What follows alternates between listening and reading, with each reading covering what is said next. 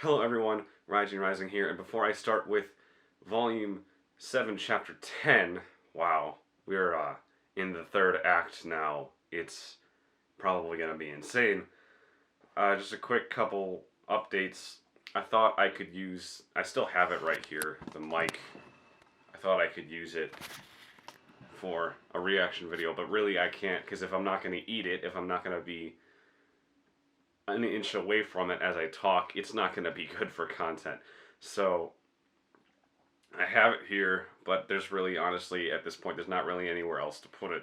So that's why it's, I don't know, just kind of sitting there. And I also have a lot of these. I have 64 of these. If you don't know what this is, it's sound dampening, meaning that sound quality is a lot less echoey in this room. I haven't put any of these up yet.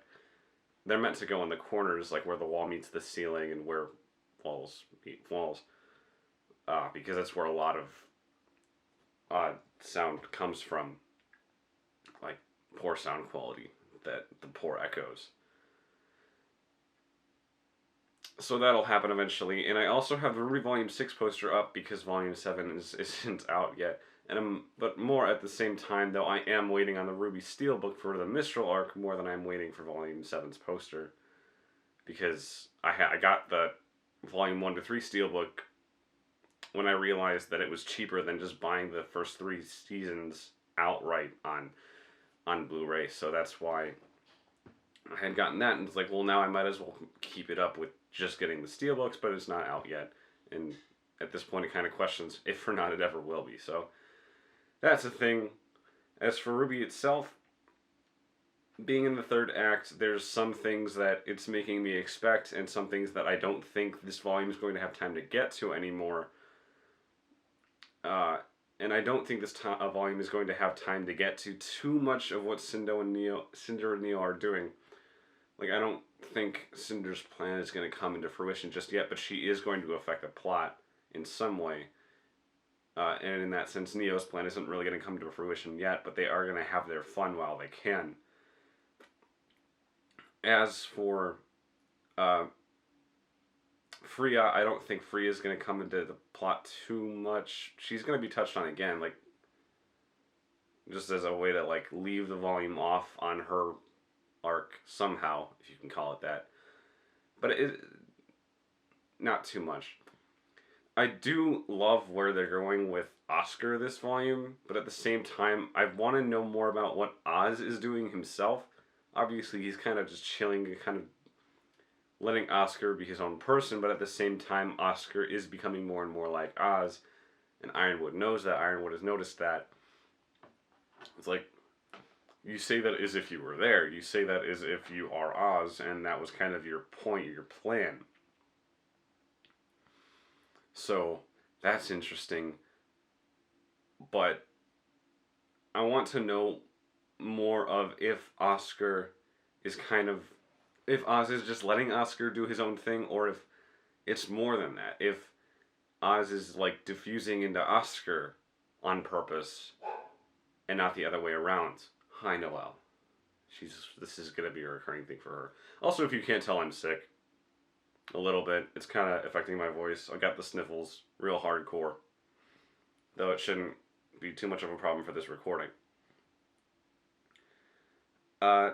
And before we get into the third act and all the fighting that's going to ensue and all the music that's probably going to happen, because Casey also kind of just tweeted to get us hyped about that, I want to see a lot more weapon combinations. And I really loved at the beginning of this volume when they had the short fight scene in episode 1,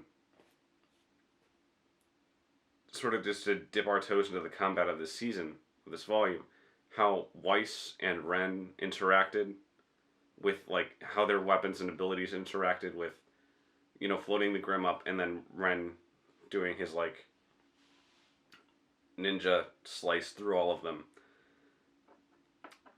And I want to see more of that, because there's still so many combinations. Like, we didn't see Weiss and Ren ever fight together before, and there's still so much of that hasn't happened. Like, obviously we've seen Blake and Yang fight a lot together, and there's good reasons for that, and I don't think that they should stop, but at the same time, like, Ruby and Blake, off the top of my head, I can only really recall them interacting once in a fight, and that was against the Roman Torchworks Mech Volume 2, Episode 4, on, like, in the Vale streets at night.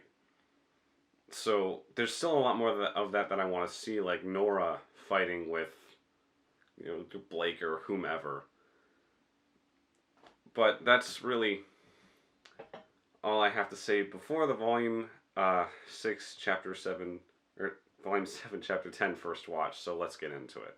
And I'm watching Volume 7, Chapter 10 in 3, 2, 1, now. 3, 2, 1, now. Okay.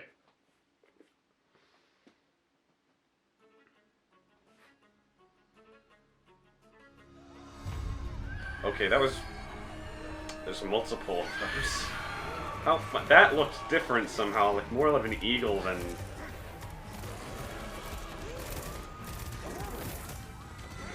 There's sabers? Are those sabers or Beowulfs with a lot of spikes? What are those?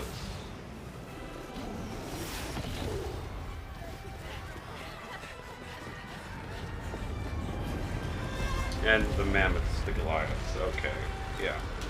So this is the outer wall that everyone has been saying needs to be fixed. We've known about that since, I believe, Chapter 1. Oh god, more kids! There's even more kids than we say! It's not just the Thirsty Moms kids that are being around. That's awesome. And thumbnail. I love how we've seen kids in Mantle and Atlas, because now we know what it's like for them to interact with each other. And she's not making an escape on some kind of purpose. Some kind of trap. And, okay, that was ice. Or ice clone. Cool. Great effects on the building. The animator probably hated doing that. Oh god.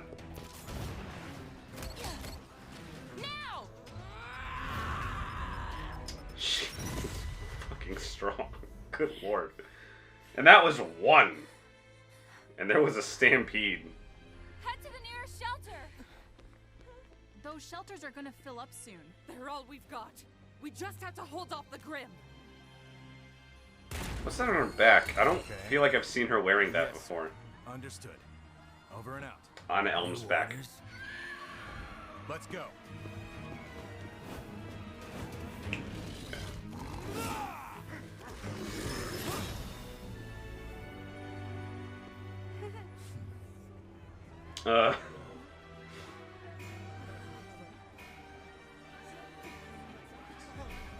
Oh no. Take us to Atlas. We won't survive down here. Why isn't Ironwood doing anything? Take us to Atlas. Please, everyone, we're doing our best. We will get you to safety. Just give us a little more time. Atlas, Mantle. I know you're scared. I'm here with General Ironwood, and we have a message for you.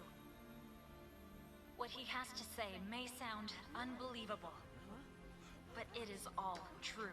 Oh god. An ancient and terrible evil lies outside of our kingdom.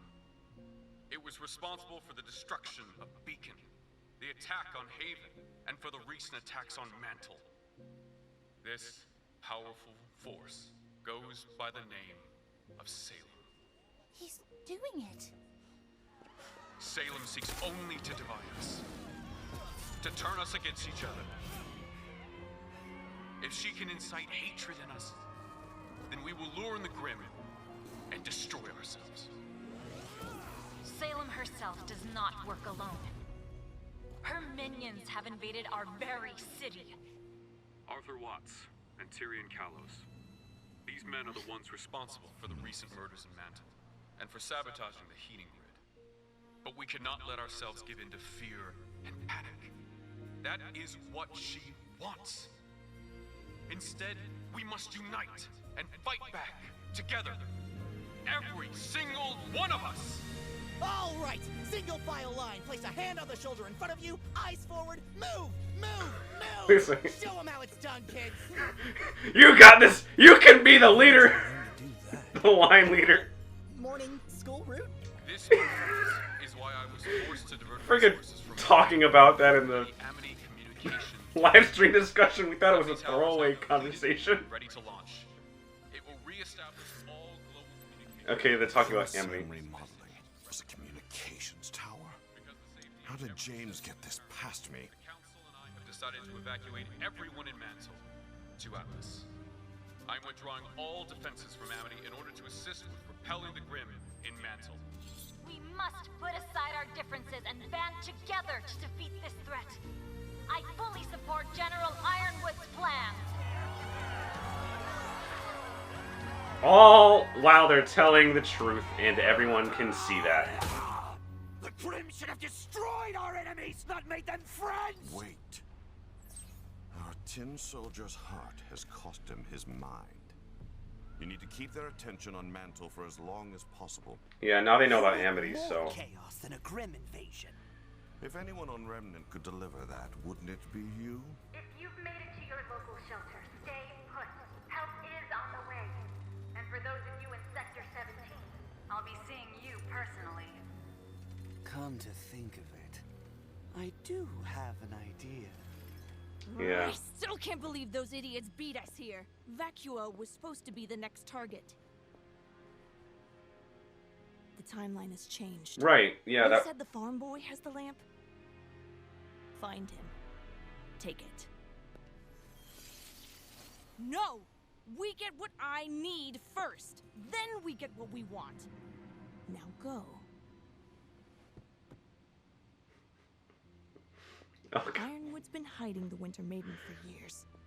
Tonight I'm going to find her. Okay, so they are gonna find Freya. The General's as predictable as his androids. Threaten what he has, and he'll flock to protect it. Suddenly she has an updated scroll too? Okay. Get in! Get in! Penny?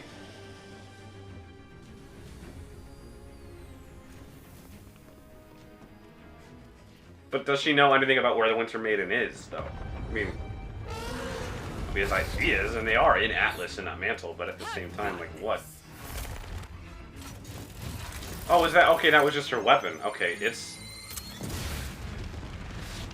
So if this is, like... What, Junior's wet dream of a weapon, then? Okay. All right, we just need to get everyone to the closest air pad. The closest LZ is Oh, God. there.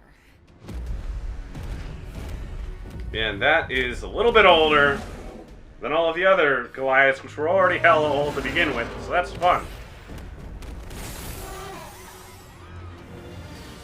So is she not gonna just, like, actually attack it, or what? Thanks, Noelle! Dog. A little bit of a quiet moment doesn't... I don't know, what's this for? Oh, so right, she's trying to charge up her lasers. Probably. Okay. Okay. Oh, right. So I guess it's just a new effect for that, though we've seen it before.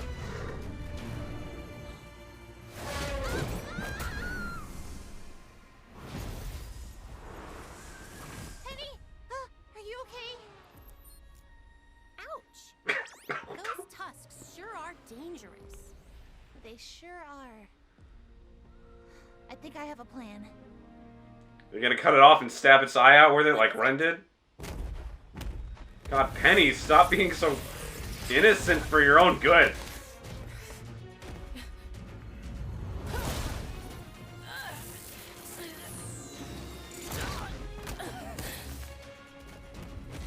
Not broken, just hurt. Big bag of bones. It didn't fly. It didn't break off into small pellets.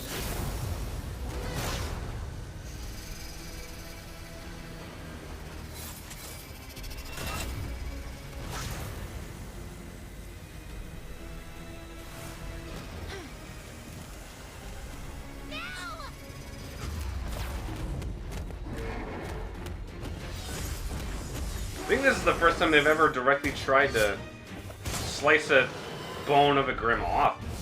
I mean, I guess aside from Ren doing it. Alright, okay. That's one way to do it. Yeah, they saved us. They protected our mantle. And a little bit more of the good limelight for Penny. Curfew's in effect, huh? Ship up. Heading to the next elevator. Might wanna turn that graphic off, Ironwood. Miss Hill, the southern outskirts are clear. It should be safe to begin evacuations now. Great work, Penny. Over and out. Make sure you get these people to safety. I'm gonna check for any stragglers. And this is the point where she has to fight Tyrion alongside, yeah, alongside Crow, probably. Robin Hill. For such a little bird, you have quite the impact around here. Bringing hope and a smile wherever you go. I don't like that they use that Find it effect at all. upsetting. The sounds for...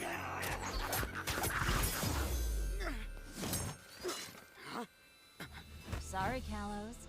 I really wanted to pummel you on my own, but the General insisted I share. Well, you're not the only one with a grudge. You'll both have to get in line.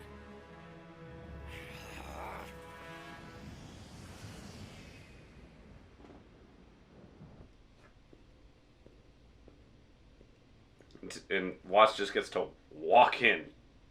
Oh, is this his ship from, like, Volume 2? No. Oh, this is Vital. This is Amity. How fun. He just waltzes into Amity? Really? They're not going to guard that at all? This will certainly do the trick. Although I wouldn't exactly call it finished. Okay, so they let him walk in. Arthur Watts. Welcome. They knew what they were It doing. wasn't finished. Okay. It was bait. Are we finally gonna see him fight? Oh my, did he really just jump all the way down? Has been a technological marvel. Is that a weapon? Truly. Even before you went and did all this. The different types of dust, the biome system, and of course, everything that goes into controlling them. Oh my god, is he really? Oh shit! This is just... You always were a pain. This is what happens when the DM joins the group itself on the battlefield. Oh my god. Like the Dungeon Master of Dungeons and Dragons getting to fight alongside the people he's leading, or they're leading on the journey. Are we finally getting to see the Tron biome? Alright. They thought, we didn't really use it, so let's really use it this time. At the risk of sounding cliche, James, I won't be going down without a fight. Is that the gun? Fuck! In the back of my head, I just knew this was gonna be a setup chapter, but fuck. I'm not even listening to the music. What? Voices. I don't think anyone knew except for the Mantle Susans that are voiced by random people in the animation department, but still.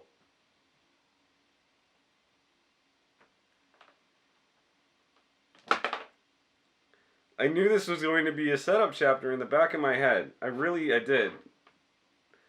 Because, like, the episode of Volume 6 that went live today on Rooster Teeth Animation YouTube channel is Stealing from the Elderly, and it's the exact same thing. That's the one where they have the plan, they're starting to enact it before anything really has the chance to go wrong. And I think Adam shows up at the very end of the chapter as well, and as like the first thing to go wrong in that plan. And the Colossus as well, I think. Coming out of the woodwork too. Or the stonework, I guess. But god damn. So Cinder and Neo are going after Freya, though I don't know if they have exactly the idea of where to find her. They're probably going to have to do a little more searching than they'd like. It was a trap, which I'm glad that they knew, because Ironwood knew that saying anything would also be saying anything to Tyrion and Watts. And I'm glad that he... And freaking Robin even said, I'm going to be in Sector 17 in case you want to find me, Tyrion.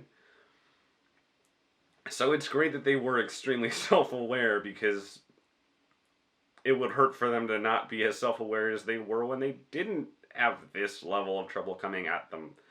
You know, that scene that Ironwood was basically saying, we can't do this because of that. We can't do this because of that. You know, being self-aware about exactly what action to take. We have to finish the tower. So, dominoes shall fall, I said on Twitter.